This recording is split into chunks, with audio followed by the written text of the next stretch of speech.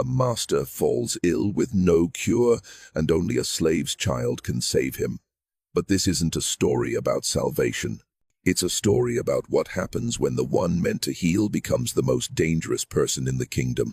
In a world where power is everything and knowledge is forbidden, one girl's hidden gift will shatter the order of an entire empire. What begins as a desperate act of mercy becomes a revolution that no one saw coming. The sickness came without warning.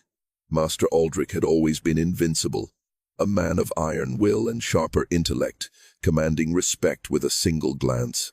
The kind of man who bent kingdoms to his will through sheer force of personality and cunning strategy. But fever doesn't care about power or status. It burns through veins the same way, whether you're a king or a pauper, whether you've conquered empires or served them. Cale first noticed it when she brought his morning tea. His hand trembled as he reached for the cup, and beads of sweat dotted his forehead despite the cool morning air filtering through the stone windows. The ceramic nearly slipped from his fingers, something that had never happened before. Master Aldrich was precision incarnate. She said nothing. Slaves learned early that noticing things could be dangerous. Observation was a privilege reserved for the free.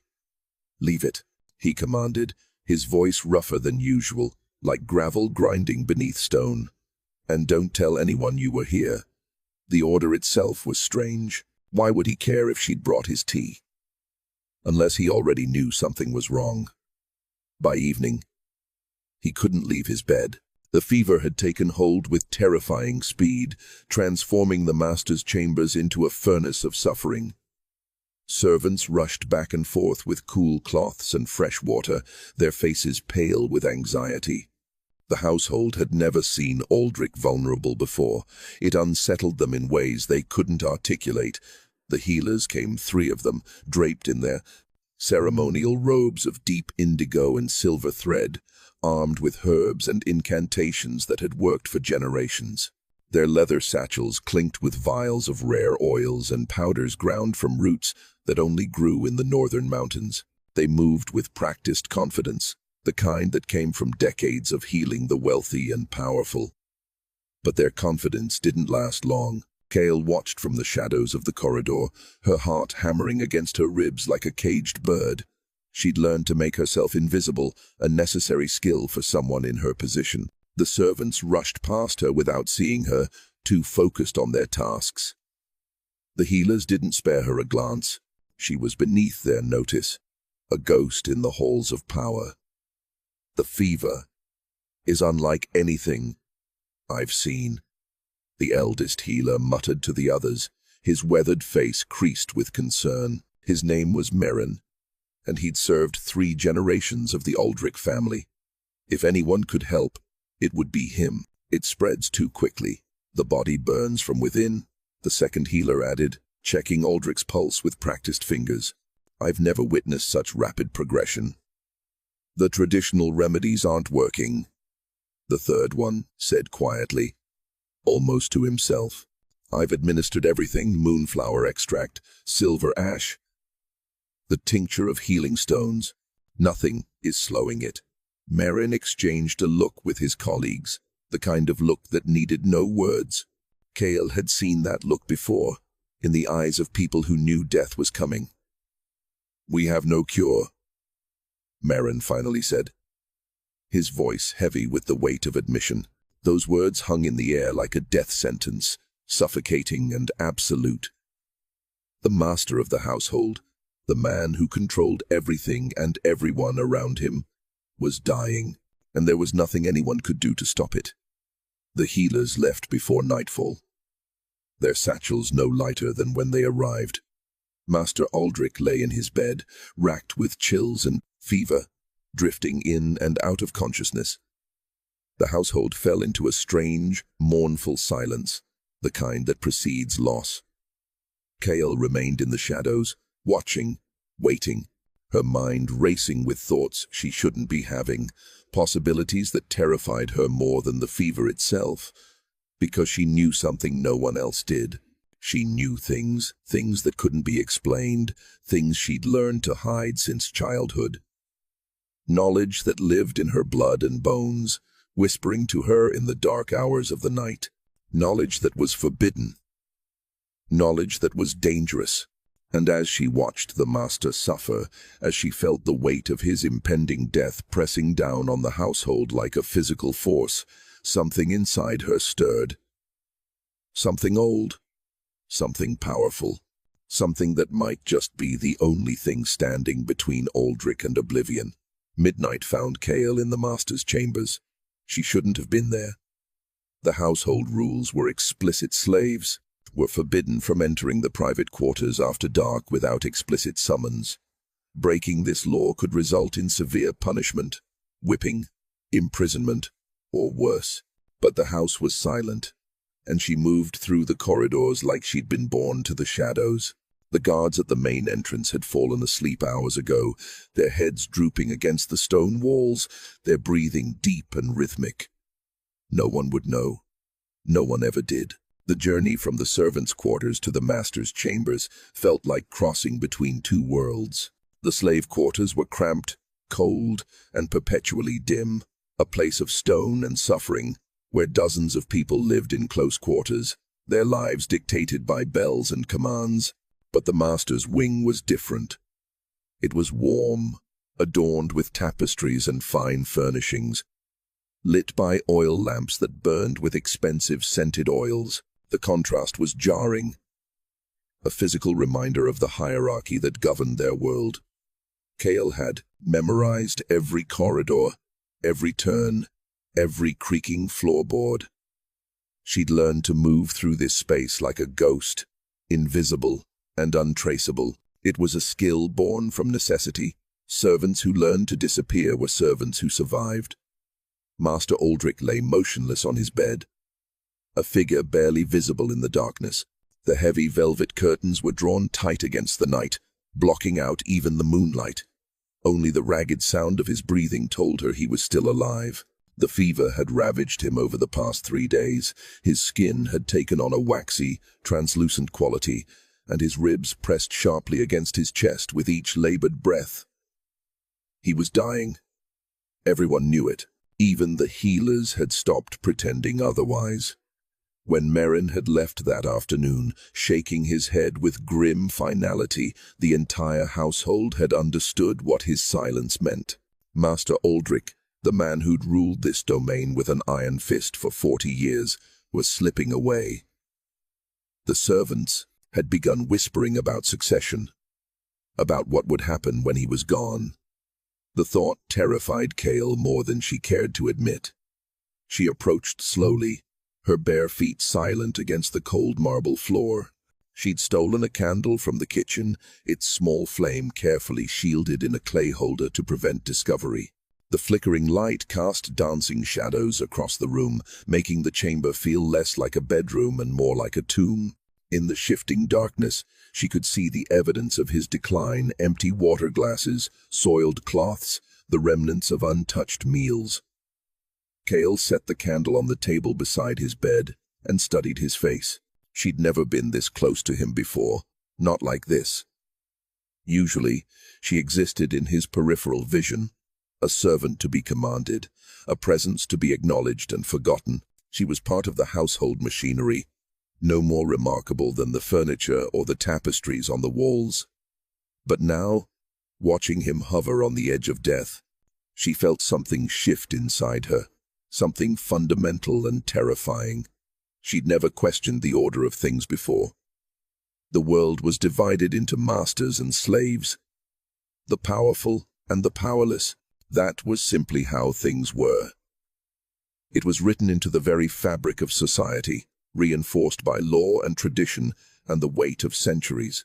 But looking at Aldrich now stripped of his authority, reduced to a suffering body, she wondered if that division was as absolute as she'd always believed. Pity? No. That wasn't quite right. Pity was something the powerful felt for the weak. This was something more complicated. Something that felt like responsibility. Cale reached out, her hand trembling slightly as she placed her palm against his forehead. His skin burned beneath her touch, radiating heat like a furnace left unattended. The fever was consuming him from within, burning away everything that made him who he was. She could feel it, a dark, twisted thing that clung to him like a parasite.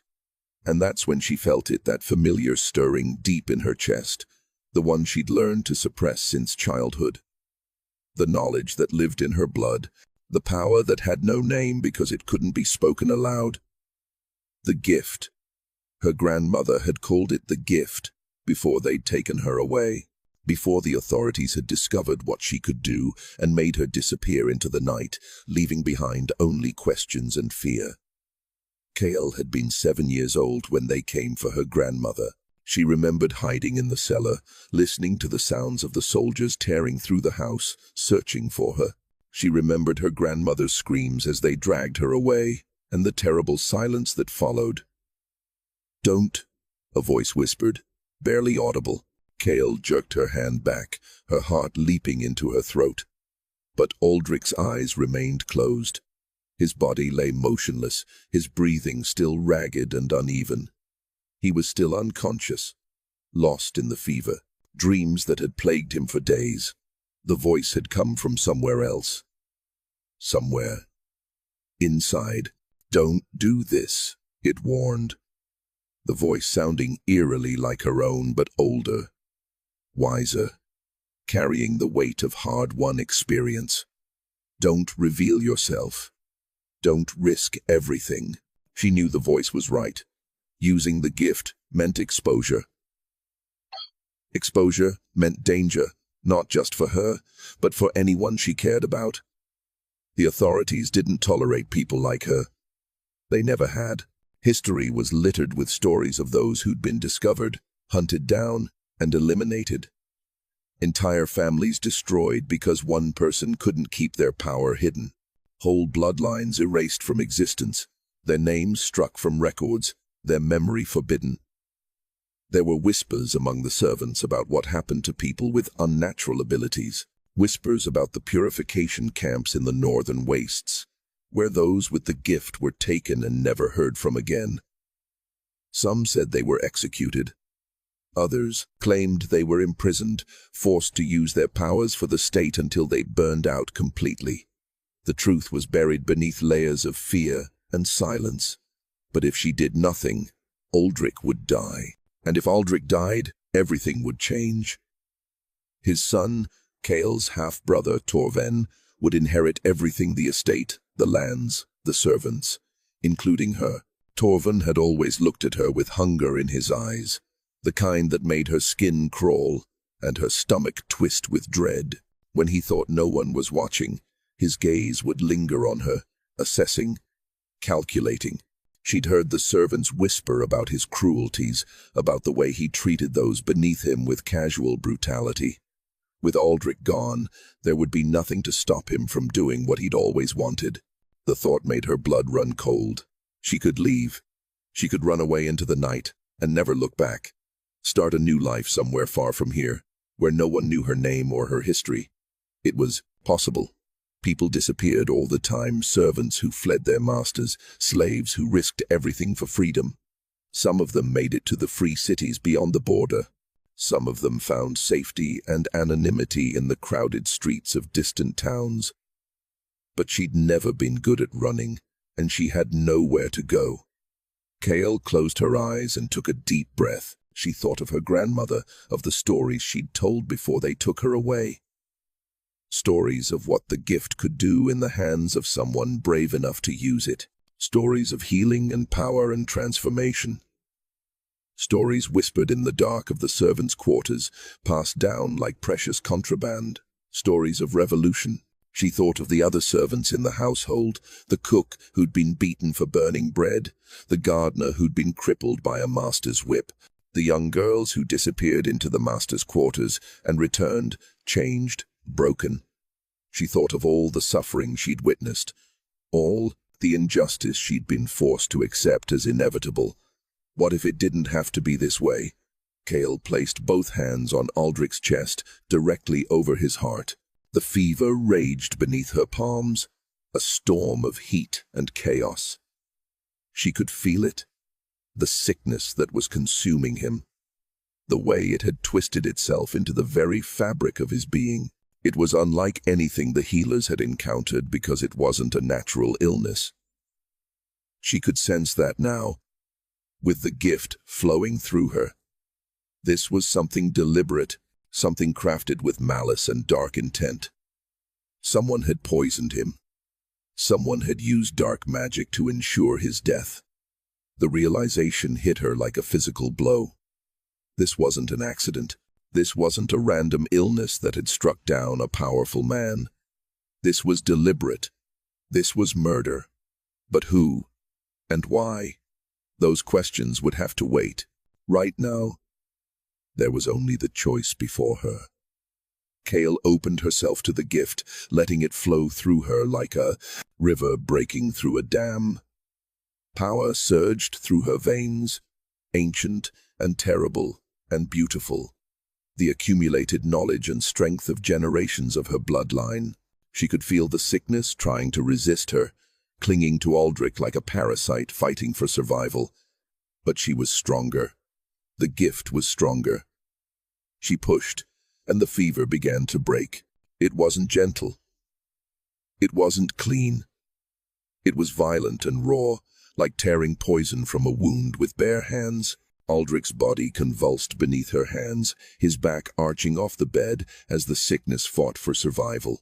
His eyes flew open, unseeing and wild, and he screamed a sound of pure agony that echoed through the chambers like the cry of a wounded animal. The scream was terrible. It was the sound of someone experiencing pain beyond the limits of human endurance. It tore through the quiet night like a knife, and Kale knew that anyone awake in the household would have heard it. But she couldn't stop. She was committed, now. There was no going back. Kale held on, her teeth gritted against the effort. She poured everything she had into the healing, drawing the corruption out of him and into herself. She could feel it burning through her, trying to consume her the way it had consumed him. The poison was vicious and intelligent, fighting against her attempts to expel it, trying to establish itself in her body as it had in his. But she was ready for it. She'd been born ready for it. The poison reached her heart, and she felt it try to take root. For a moment, she thought it might succeed. For a moment, she thought she might die right here, collapsing beside the master's bed, her secret dying with her. She thought of her grandmother, wondered if this was how it had felt for her when they came. Then, something shifted. The gift recognized the poison as a foreign thing, an intrusion that didn't belong. It surrounded the corruption, isolated it, and began to burn it away. Kale gasped as the pain reached its crescendo, white-hot and all-consuming. And then, mercifully, began to fade. When it was over, she collapsed beside the bed, gasping for breath like someone who'd nearly drowned. Her entire body trembled with exhaustion, every muscle screaming in protest. She'd never used the gift like this before, never pushed it so far, never risked so much. She felt hollowed out, as if something essential had been burned away inside her. On the bed, Aldrich lay still. For a terrible moment, Kale thought she'd failed. She thought she'd only succeeded in hastening his death, in trading one life for another. The thought filled her with such despair that she almost couldn't bear it. Then his eyes opened. They were clear, lucid. The fever was gone, burned away as if it had never existed. The waxy pallor had faded from his skin, replaced by the healthy flush of someone returning to consciousness. Aldrich stared at her in shock and confusion, his mind struggling to process what had happened. His hand moved, slowly, as if it weighed 1,000 pounds. "You," he whispered, his voice hoarse from screaming but no longer weak. There was strength returning to it, the echo of his former authority.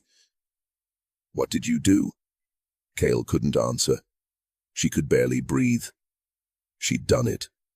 She'd revealed herself. She'd used the gift in front of a witness. And now everything would change. Everything would be different now. The life she'd known, constrained and limited though it was over. What came next was unknown and terrifying. Aldrich's hand reached out, his fingers trembling as they brushed against her cheek. His touch was gentle, almost wondering, as if he was trying to confirm that she was real. "What are you?" he asked, wonder and fear mingling in his voice in equal measure. Before Kael could respond, footsteps thundered in the corridor outside. Heavy, urgent footsteps. The household had heard Aldrich's screams. They were coming. The servants, the guards, possibly even the city authorities if someone had sent for them. She had only seconds. The footsteps grew louder, closer. She could hear voices now, shouting questions and commands. Someone was running. Multiple someones. The entire household was mobilizing. She had seconds to decide. She could run. She could hide in the shadows and slip away into the night, disappearing before anyone could connect her to what had happened. She could pretend this never occurred, return to her place as an invisible servant, and hope that no one ever discovered what she'd done. Or she could face what was coming and accept the consequences of her choice. Kael straightened, meeting Aldrich's gaze. In his eyes, she saw not condemnation but something unexpected curiosity, and beneath that, something that looked almost like gratitude. There was also something else, something calculating and shrewd, the look of a man who was already thinking several moves ahead. The door burst open. Guards poured in, their weapons drawn, their faces twisted with alarm and confusion. Behind them came the household servants, their eyes wide with fear and speculation. The head steward pushed through the crowd, his face flushed with exertion. "Master," he cried out, rushing toward the bed. "We heard screams. Are you—" He stopped dead when he saw Aldrich sitting up, his eyes open and alert. The steward's mouth fell open. You're alive." "Obviously," Aldrich replied, his voice dripping with the old authority that had defined him. He looked at Kael, then back at the steward. "Leave us. All of you. Now." The steward hesitated, clearly confused. "But master, we heard." "I said leave." Aldrich's command cracked through the air like a whip. "And not a word of this to anyone. Do you understand me?" The guards and servants exchanged uncertain glances, but began to file out. The steward lingered for a moment longer, his eyes darting between Aldrich and Kael with dawning suspicion, before he too retreated. Within moments, the chamber was silent. Again, the door firmly closed. Aldrich turned to look at Kael, and in that moment, she realized that her life had fundamentally changed. The question was no longer whether she would be discovered. The question was what Aldrich would do with the knowledge he now possessed. "Tell me everything," he said quietly, "and don't leave anything out." Kael's throat felt impossibly dry. She'd rehearsed this moment 1,000 times in her mind, what she would say if discovered, how she would explain herself. But all those carefully constructed words evaporated now, faced with the reality of Aldrich's unwavering gaze. "I don't know where to begin," she whispered. "The beginning would be appropriate," Aldrich replied, his tone measured and controlled. He sat up slowly, testing his body, as if surprised to find it functioning again. His movements were careful, deliberate, the movements of someone relearning how to inhabit his own flesh. "You saved my life, that much is clear, but the how of it is far more interesting than the why. Start there." Kael glanced toward the door, half expecting guards to burst through at any moment. But the household had settled into an uneasy silence. She could hear the distant sounds of servants returning to their quarters, the murmur of confused voices trying to make sense of what they'd heard. "The gift," she began, the words tumbling out in a rush. It's something in my blood. Something I was born with. My grandmother had it too. She could heal people, could sense sickness and injury the way others sense heat or cold. She taught me before they took her. The authorities," Aldrich said, It wasn't a question. Yes. When I was 7, they came for her. I never saw her again. Kale's voice cracked slightly as she spoke. The memory was still raw. Even after all these years, after that, I learned to hide it, to suppress it. I swore I would never use it, never give them a reason to come for me. Aldrich studied her with an intensity that made her skin prickle. She could see the calculations happening behind his eyes, the way his mind was working through the implications of what she'd told him. This was a man accustomed to power, to controlling situations and people. The revelation that there were forces in the world beyond his understanding clearly both fascinated and disturbed him. "But you used it tonight," he said. "Why?" "For tonight." The question hung between them, weighted with significance. Kale realized that her answer would determine everything that came next. A wrong word, a misplaced emotion, and Aldrich could call the guards back in. He could have her arrested, turned over to the authorities.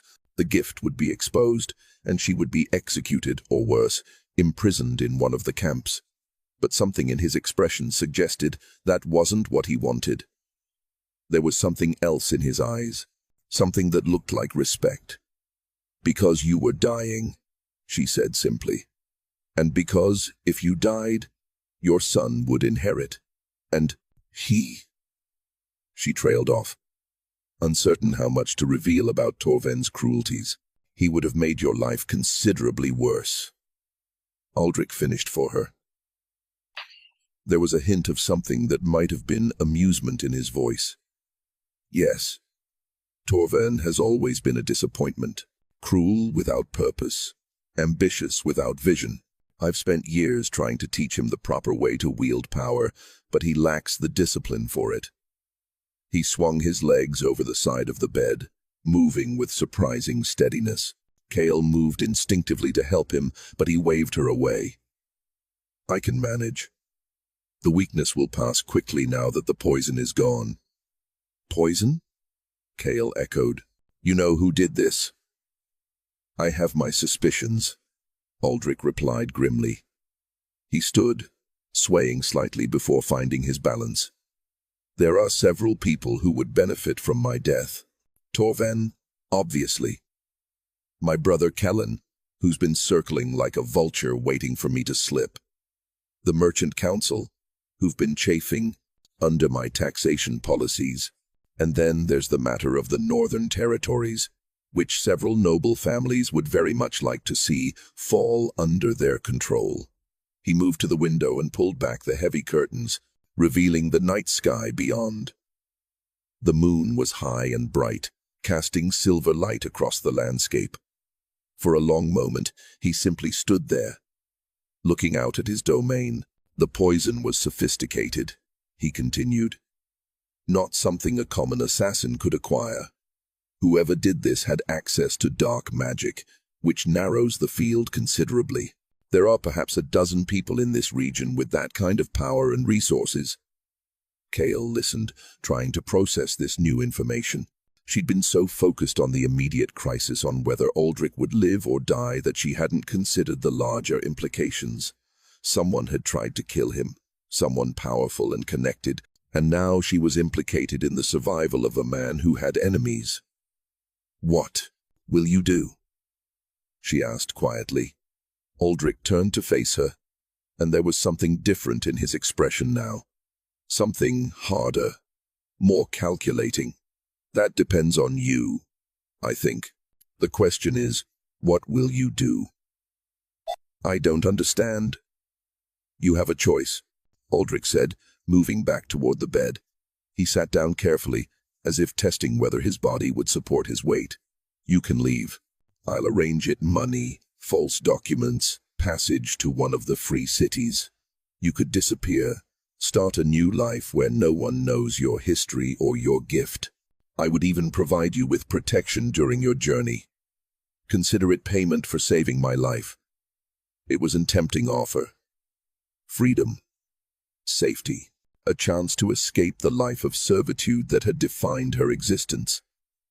Kale could almost see it: a new city, a new name, a life where she could walk in daylight without fear of discovery. Or, she asked, sensing there was more, or you could stay, Aldrich continued. You could remain in my household, but not as a slave, as something else. Someone I trust. Someone with knowledge and abilities that could prove useful. You want me to use the gift for you, Kale said, understanding dawning. You want me to become your weapon. I want you to become my ally, Aldrich corrected. There's a difference. A weapon is something you use and discard. An ally is someone you protect and invest in. I'm offering you the latter. Kale's mind raced. She'd spent her entire life trying to avoid exactly this situation being discovered, being forced to use her gift for someone else's purposes. And yet, staying meant security. It meant protection. It meant never having to run again. But it also meant becoming complicit in whatever Aldrich was planning.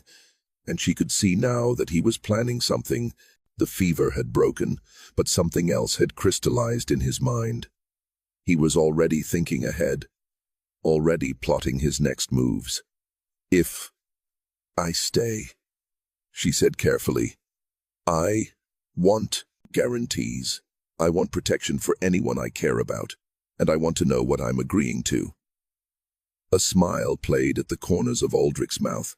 You'd drive a hard bargain for a slave. I'm not a slave anymore, Kale replied, meeting his gaze steadily.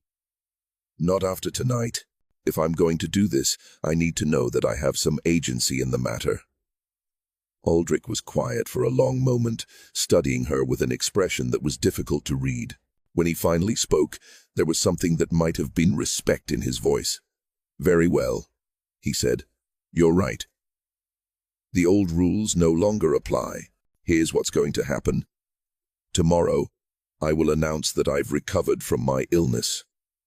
The healers will be baffled, but they'll accept it as a miracle. You will be given a new position in the household, my personal attendant, with access to my private chambers and my confidence. To the outside world, nothing will change, but between us, there will be an understanding. An understanding, Kale repeated, that you will help me identify who tried to poison me. Aldrich said that you will use your gift to protect me from future attempts on my life, and in exchange, I will ensure your safety and the safety of anyone you name. I will also begin training you, teaching you how to navigate the world of power and politics, because whether you like it or not, Kale, you're now part of that world. He extended his hand toward her. It was a gesture of equality, of partnership. A slave would never have been offered such a thing. Kale looked at his hand for a long moment, understanding that this was a turning point. That taking it would change everything. That refusing it would also change everything, just in a different direction.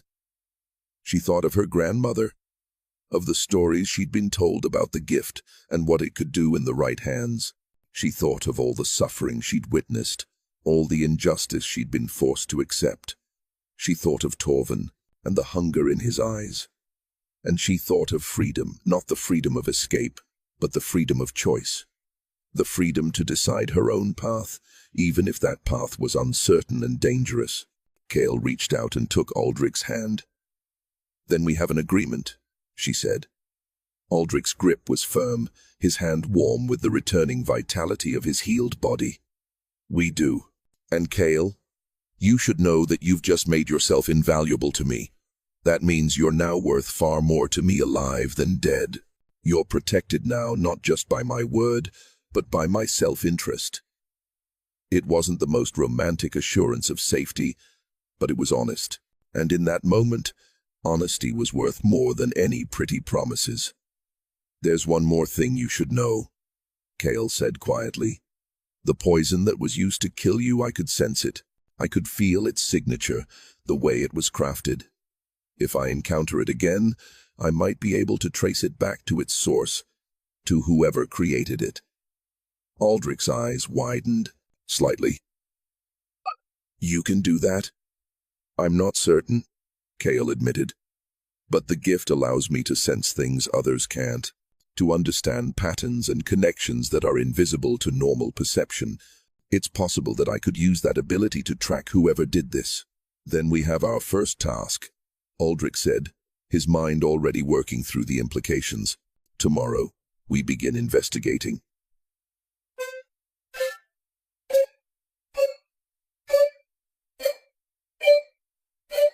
But tonight, you should rest.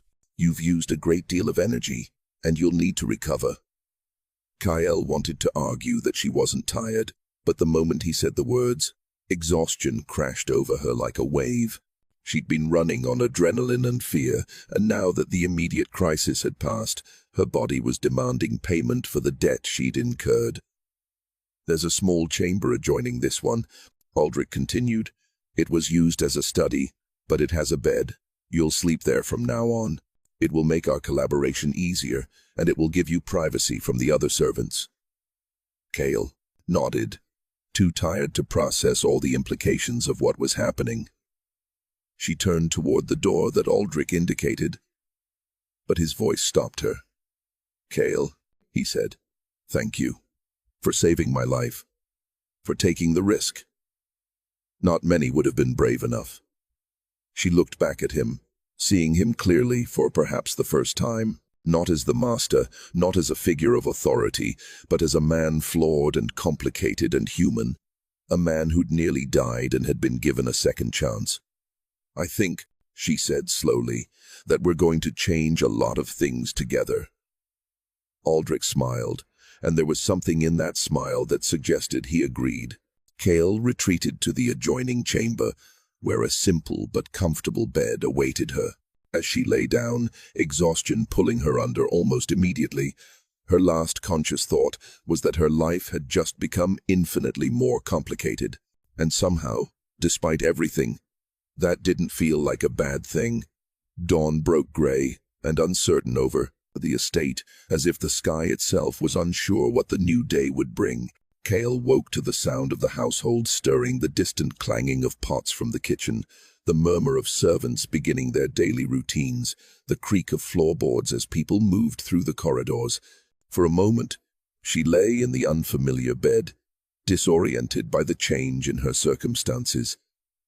Then memory crashed back, and she sat upright, her heart racing.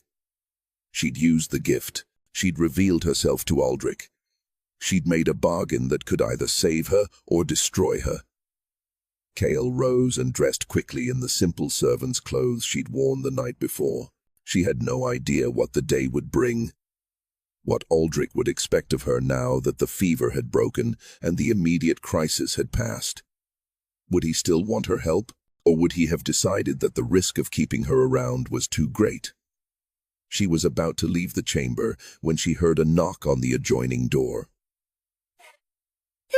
Her stomach clenched with anxiety, but she forced herself to move toward it calmly. Aldrich stood in the doorway, already dressed in fine clothing, a tunic of deep blue silk and dark trousers. His appearance carefully cultivated to project strength and authority, but Kale could see the lingering effects of the poison in the slight pallor of his skin. The way he held himself with just a hint of careful control. He was recovering, but the process would take time. Good, you're awake, he said, his voice carrying the brisk efficiency of someone accustomed to command. We have much to discuss, but first, we need to establish your new position in the household. I've already sent word to the steward that I'm promoting you to my personal attendant. There will be questions, of course. The servants are curious creatures, and they'll speculate endlessly about why I've elevated a slave to a position of relative privilege. But that's to be expected. Kale followed him back into his chamber, which looked remarkably normal in the morning light. The evidence of his illness had been cleaned away, the soiled cloths removed, fresh linens placed on the bed. The air cleared of the sickly sweetness that had permeated the room the day before. What should I tell them? She asked. If they ask why I've been promoted, tell them nothing, Aldrich replied. Let them speculate. Uncertainty keeps people off balance, and off-balance people are less likely to cause trouble. As far as anyone needs to know, I recovered from my illness and decided to reward the servant who showed the most dedication during my recovery. It's a simple enough story, and it has the advantage of being partially true. He moved to a table where a servant had left breakfast bread, cheese, fresh fruit, and a pot of tea. Aldrich poured 2 cups, offering one to Kyle. She accepted it gratefully, the warmth of the cup comforting in her hands. "Now," Aldrich continued, settling into a chair with the careful movements of someone still recovering his strength, "we need to discuss the poison. You said you could sense its signature, potentially trace it back to its source. I need you to tell me everything you learned when you were healing me. Every detail, no matter how small or insignificant it might seem." Kale sat across from him, cradling her tea as she tried to organize her thoughts. The experience of the night before had been so overwhelming, so all-consuming, that she hadn't had time to process what she'd actually learned from the poison itself. It was old, she said slowly, working through the sensations she'd experienced. Very old. Not ancient, but established. Like it had been sitting in storage for years before it was used. There was a particular flavor to it. I can't describe it in normal terms, but if I had to try, I'd say it was bitter and cold. There was intelligence in it, like it had been crafted by someone who understood not just poisons, but the body itself. How to make something work at its way through the system. How to hide itself from detection. A master poisoner, then, Aldrich mused. Someone with both knowledge and resources. That narrows the field somewhat, but not enough. There are perhaps a dozen people in the region with that kind of expertise. There was something else, Kale continued, her brow furrowing as she tried to put the sensation into words. A signature. Like a fingerprint. Every person who works with magic leaves a mark on what they create. A unique pattern that's as individual as a voice or a face. I could sense it in the poison, but it was faint. Deliberately obscured, I think, but not completely hidden. Aldrich leaned forward, his interest clearly piqued. Could you recognize this signature again if you encountered it? I think so, Kale said. But I'd need to be close to whoever created it, close enough to sense their magical aura. Then we'll need to arrange a series of meetings with the people who have both the motive and the means to poison me, Aldrich said, his mind clearly already working through the logistics. We'll invite them here, one by one, under the pretense of discussing various matters of business and politics. You'll be present in the room, ostensibly as my attendant, but actually observing their magical signatures. When you sense the one that matches the poison, we'll know who tried to kill me. It was a clever plan, but also a dangerous one. Kale could see the risks immediately. If whoever did this realizes what we're doing, they might try again, and this time they might be more careful or more direct. All the more reason to move quickly, Aldrich replied. Poison is a weapon of patience and subtlety. The person who used it is unlikely to resort to violence if they believe they've already succeeded in their goal. But they'll grow nervous as days pass, and I continue to recover. Nervous people make mistakes. He stood and walked to the window, looking out over the estate with the expression of someone surveying their kingdom. I've also sent messages to my brother Kellen and to several members of the Merchant Council. They'll begin arriving within the week. In the meantime, I want you to familiarize yourself with the household. Learn the layout. Learn the servants' routines. Learn who talks to whom and what they say. Information is a currency as valuable as gold, and I want you to become fluent in it. You want me to spy on the household? Kale said, not bothering to hide the slight distaste in her voice. I want you to observe. Aldrich corrected. There's a difference. Spying implies malice. Observation is simply paying attention to what's happening around you.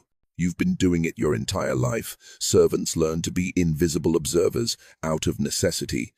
Now I'm simply asking you to do it intentionally, with a purpose." Over the next several days, Kale settled into her new role. The transition was surprisingly smooth. The other servants seemed to accept her promotion without too much question, though she caught the occasional resentful glance from those who'd been in the household longer. There was gossip. Of course, whispered conversations that stopped when she entered rooms, speculation about why Aldrich had chosen her for such a position. But no one questioned it directly. Aldrich's authority was too absolute for that. She spent her days attending to Aldrich's needs, bringing him meals, ensuring his chamber was maintained, accompanying him on walks through the estate as he continued his recovery. But she also spent her time exploring, learning the rhythms of the household, understanding the intricate web of relationships and hierarchies that governed life within the estate walls. She learned that the head steward, Marin, was loyal to Aldrich, but harbored secret doubts about Torvin's fitness to inherit. She learned that the cook had been skimming from the household budget to support a sick daughter in the village. She learned that 2 of the guards were having a secret affair and spent their nights meeting in the stable instead of maintaining their posts. She learned that information flowed through the household like water through channels, and if you knew where to listen, you could understand almost anything about what was really happening beneath the surface of daily life. On the 6th day after Aldrich's recovery, the first of his visitors arrived. Kellen, Aldrich's brother, was a man in his late 50s, with silver threading through his dark hair and a calculating expression that reminded Kale uncomfortably of Aldrich himself. He embraced his brother with apparent warmth, but Kale could sense the tension beneath the gesture, the way Kellen's eyes assessed Aldrich's recovered health with something that looked like disappointment. "Brother, I was so relieved to hear of your recovery," Kellen said, settling into a chair in Aldrich's private study. "When I heard you'd taken ill with such a mysterious fever, I feared the worst."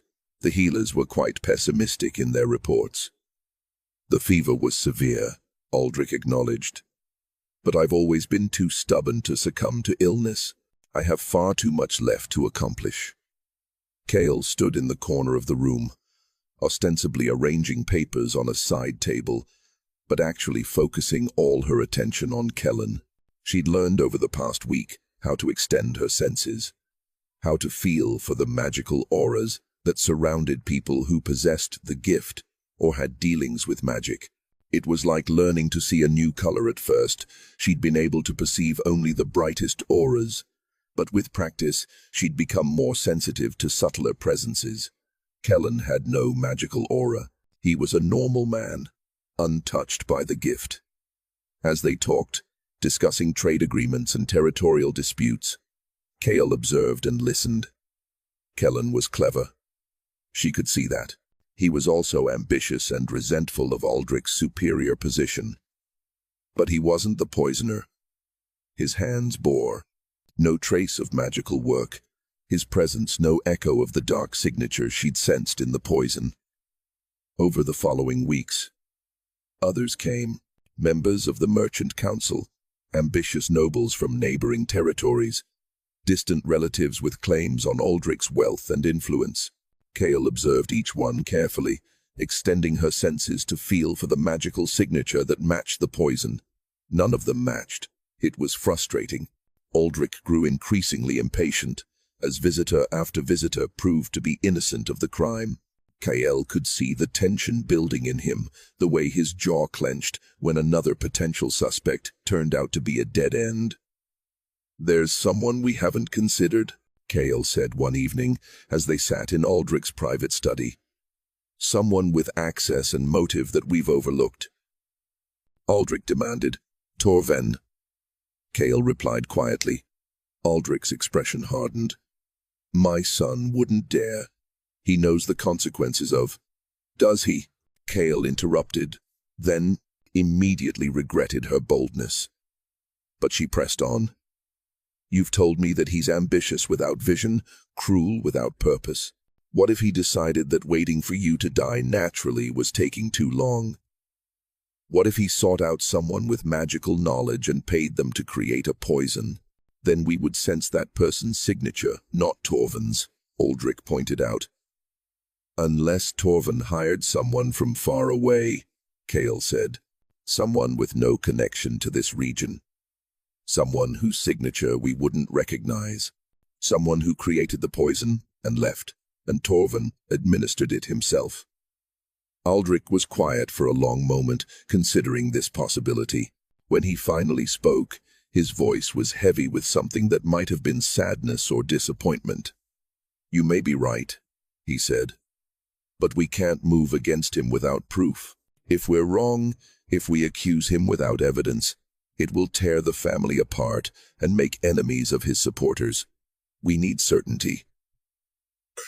"Then let me get close to him," Kale said. "Let me sense him directly. If he has any connection to the poison, I should be able to detect it." Aldrich nodded slowly. "Very well, I'll arrange it. But Kale, if this is true, if Torvin really did try to kill me, you understand what that means? You understand what I'll have to do?" Kale understood. In the world of power and privilege that Aldrich inhabited, there was no room for mercy when it came to threats against one's life. If Torvin was guilty, he would be punished, possibly executed, possibly imprisoned, possibly exiled, but his life as he knew it would be over. "I understand," she said quietly. The next day, Aldrich summoned Torvin to his study on the pretense of discussing the management of the Northern Territories.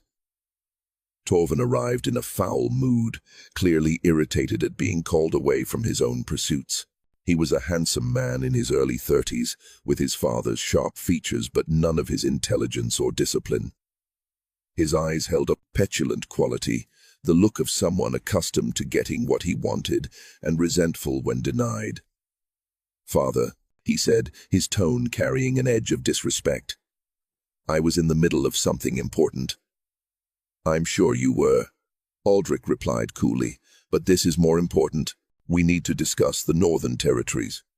There have been reports of unrest among the settlers, and I want your assessment of the situation." As Torvin launched into a description of the territorial issues, Kale extended her senses toward him, feeling for any trace of magical connection or corruption. She moved closer under the pretense of refilling wine glasses, getting within arm's reach of Aldrich's son, and there it was, faint but unmistakable, a residual trace of the poison's signature, clinging to Torvin like an invisible stain.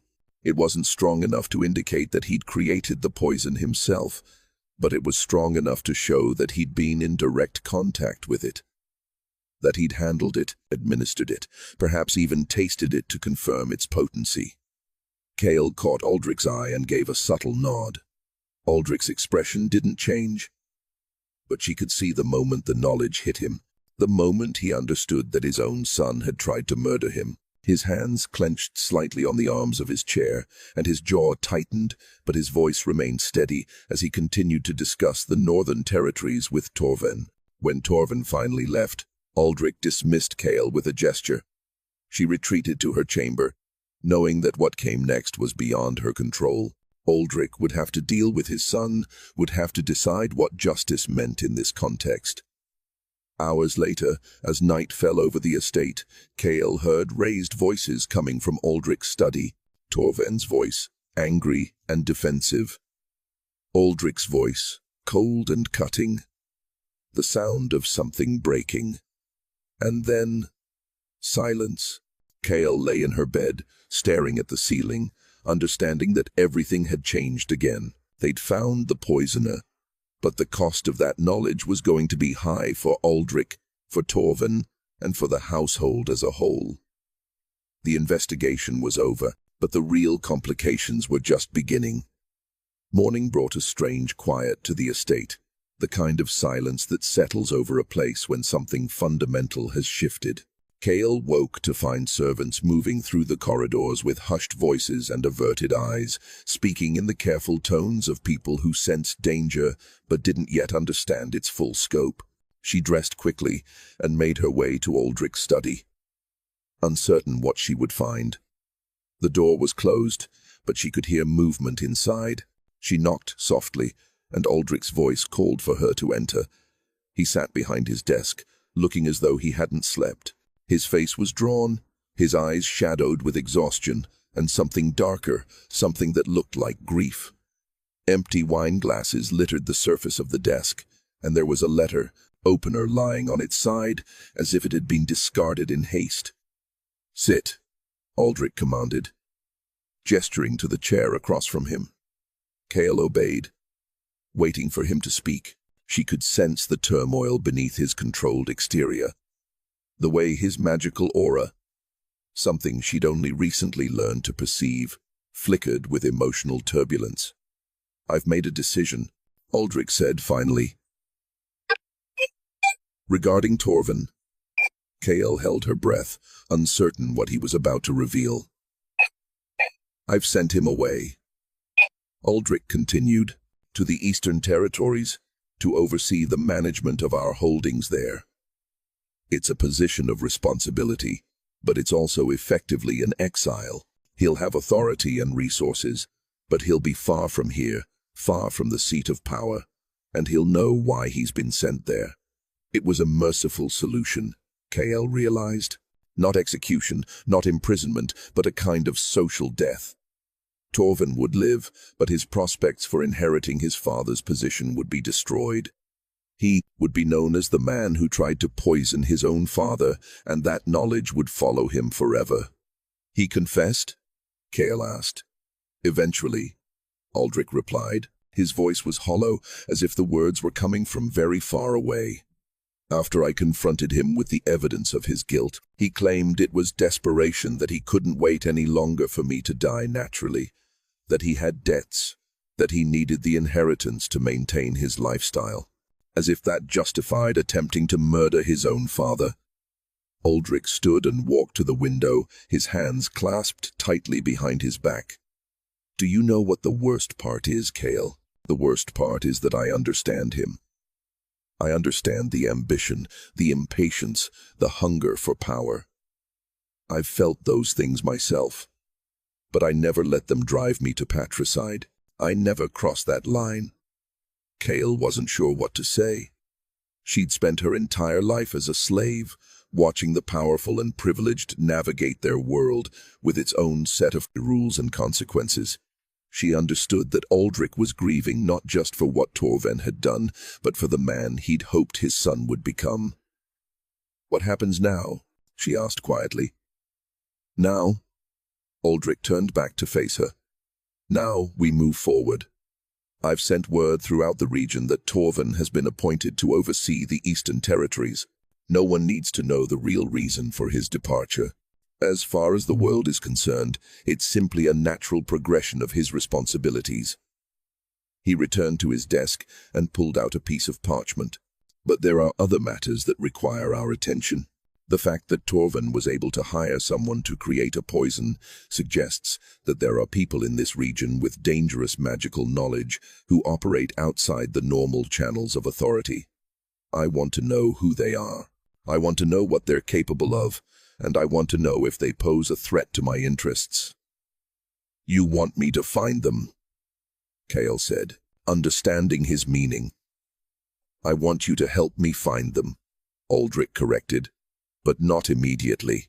First, I need you to do something else, something that will require you to leave the estate and venture into the wider world."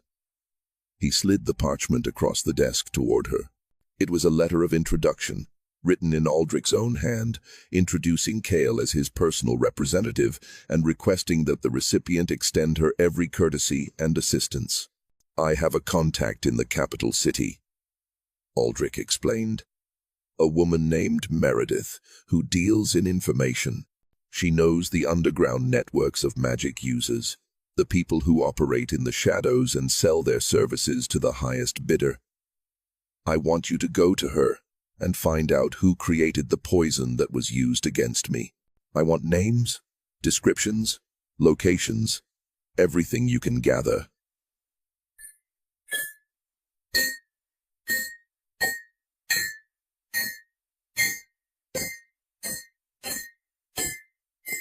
Kale looked at the letter, her mind reeling. She was being asked to leave the estate, to venture into a city she'd never seen, to navigate a world of magic and intrigue that she barely understood. "How long will I be gone?" she asked. "As long as it takes," Aldrich replied. "A week, perhaps 2. I'll provide you with money, documents, and everything else you need to travel safely. You'll go as my representative, not as a slave. People will treat you with respect because they'll believe you carry my authority." It was terrifying and exhilarating in equal measure. For the first time in her life, Kale would have the freedom to move through the world as something other than property. She would have agency, authority, the ability to make her own decisions within the parameters Aldrich had set. "I'll do it," she said. Aldrich nodded, as if he'd expected nothing less. "Good. You'll leave tomorrow at dawn. I've arranged for a horse and supplies. Meredith will be expecting you. I've sent her a message through discreet channels. She's dangerous, Kale. She's been dealing in forbidden magic for decades. And she's survived this long because she's intelligent and ruthless. But she's also honorable in her own way. If you approach her correctly, if you show her respect and offer her fair compensation, she'll help you." Over the next day, Kale prepared for her journey. It was strange to pack belongings that were actually hers, clothes that Aldrich had provided, money in a leather purse, documents that identified her as his representative. She'd never owned anything of real value before. Everything she'd ever possessed had technically belonged to her masters. As evening fell, she found herself standing in the courtyard, looking out at the estate that had been her entire world. She'd been born here, or at least she'd arrived here as a small child after her grandmother was taken. She'd spent her entire life within these walls, following the rhythms of servitude, hiding who and what she was. Tomorrow, she would leave all of that behind. Aldrich found her there, standing in the gathering darkness. He carried a small bundle wrapped in cloth. "For you," he said, handing it to her. "Open it." Kale unwrapped the bundle to reveal a dagger, not a large weapon, but beautifully crafted, with a handle of dark wood and a blade of fine steel. The hilt was wrapped in leather, worn smooth by use. "It belonged to my grandmother," Aldrich explained, "a woman of considerable power and intelligence, much like you. She taught me that sometimes the most important tool a person can have is the ability to defend themselves. I want you to have it. For protection, but also as a symbol. You're not a slave anymore, Kale. You're a woman with power and agency. That dagger is a reminder of that." Kale took the dagger, feeling its weight in her hand.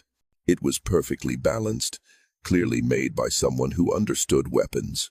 She looked up at Aldrich, seeing something in his expression that she hadn't seen before, something that looked almost like affection. "Thank you," she said quietly. "No," Aldrich replied. "Thank you for saving my life, for your loyalty, for your courage. Go to the capital, find the information I need, and return safely. And Kale, be careful. The world beyond these walls is more dangerous than you can imagine, but it's also full of possibilities. Don't be afraid to embrace them." That night, Kale lay in her bed. Unable to sleep, she thought about everything that had happened in the past weeks, the fever, the revelation of her gift, the investigation into Torvin's guilt, and now this journey into the unknown. Her life had transformed completely, and she was only beginning to understand the implications of that transformation. She thought about her grandmother, wondering what she would think of the path Kale was taking. Would she approve? Would she see it as a betrayal of the principles she'd tried to teach about hiding and surviving? Or would she see it as the fulfillment of a greater purpose? Kale had no way of knowing. Her grandmother was gone, lost to the authorities years ago. But Kale could honor her memory by moving forward, by refusing to hide anymore, by using her gift not as a tool of servitude, but as a source of power and agency. At dawn, Kale stood in the courtyard with her horse saddled and ready. The servants watched from a distance, their expressions a mixture of curiosity and envy. She was leaving them behind, ascending to a position of privilege and freedom that they could only dream of. Marin, the head steward, approached her as she prepared to mount the horse. He was an old man, weathered by decades of service, and his eyes held a knowledge that suggested he understood more about her transformation than she'd realized. "Safe travels, Kale," he said, "and come back to us. The master needs you, whether he fully realizes it or not." Kale nodded, mounted the horse, and turned toward the gate. As she rode through the entrance, she didn't look back. Looking back would only remind her of what she was leaving behind, and she needed to focus on what lay ahead. The road stretched before her, leading toward the capital city and toward Meredith, the mysterious woman who dealt in forbidden magic. Kale had no idea what she would find there, no certainty about what lay ahead. But for the first time in her life, she was moving forward by choice, not by compulsion. She was writing her own story, not simply existing as a character in someone else's narrative. The morning sun climbed higher as she rode, and Kale felt something shift inside her, a sense of possibility, of potential, of a future that was hers to shape. The journey to the capital would take several days. As she rode, she thought about what Aldrich had told her about Meredith, about the underground networks of magic users, about the dangerous world she was about to enter. She thought about the dagger at her side, a physical reminder that she was no longer defenseless, and she thought about the gift that lived in her blood, the power that had been hidden for so long. It was time to stop hiding. It was time to understand what she was truly capable of. By nightfall, she'd covered considerable distance. She stopped at a small inn on the outskirts of a village, paying for a room with the money Aldrich had given her. The innkeeper was a gruff woman who asked no questions and seemed unimpressed by Kale's letter of introduction.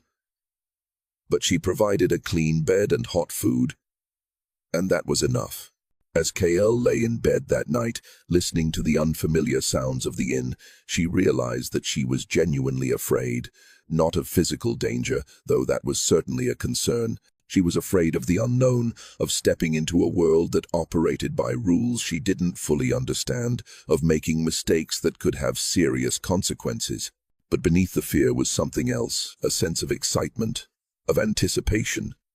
She was beginning a new chapter of her life, one that would define not just who she was, but who she could become, and that was worth being afraid for. The capital city was overwhelming, massive walls, towering buildings, and thousands of people moving through crowded streets. Kale navigated toward the merchant district, following directions to the Serpent's Rest, a nondescript tavern wedged between shops. Inside, the bartender directed her upstairs without question when she mentioned Aldrich's name. She climbed to the third floor and knocked on an unmarked door. "Come in," a voice called. Meredith was a woman in her 60s with silver hair and sharp gray eyes. Her chambers above the tavern were elegant, lined with books and magical artifacts. She assessed Kale with unsettling intensity. Meredith said, not as a question, "Tell me what happened." Kale recounted the poisoning, Aldrich's recovery, and Torvin's guilt. Meredith listened without interruption, her expression growing more serious. "The poison you describe requires considerable skill," Meredith said finally. "I can find out who created it, but it will cost." She named a substantial sum. Kale paid without hesitation, remembering Aldrich's instructions to spare no expense. Meredith's information revealed a shocking truth. Torvin hadn't hired the poisoner. A northern nobleman named Lord Castellan had created the poison and given it to Torvin as part of a larger scheme. Castellan wanted Aldrich's territories and was using Torvin as a puppet to gain control of the estate. More alarming, Castellan had connections to the Purification Authority, the organization that hunted magic users. He likely had mages working for him. Kale rode hard back to the estate, arriving exhausted but urgent with news. "The real threat isn't Torvin," she told Aldrich. "It's Castellan, and he won't stop." Aldrich's face went pale as he understood the implications. "Then we prepare for war," he said quietly.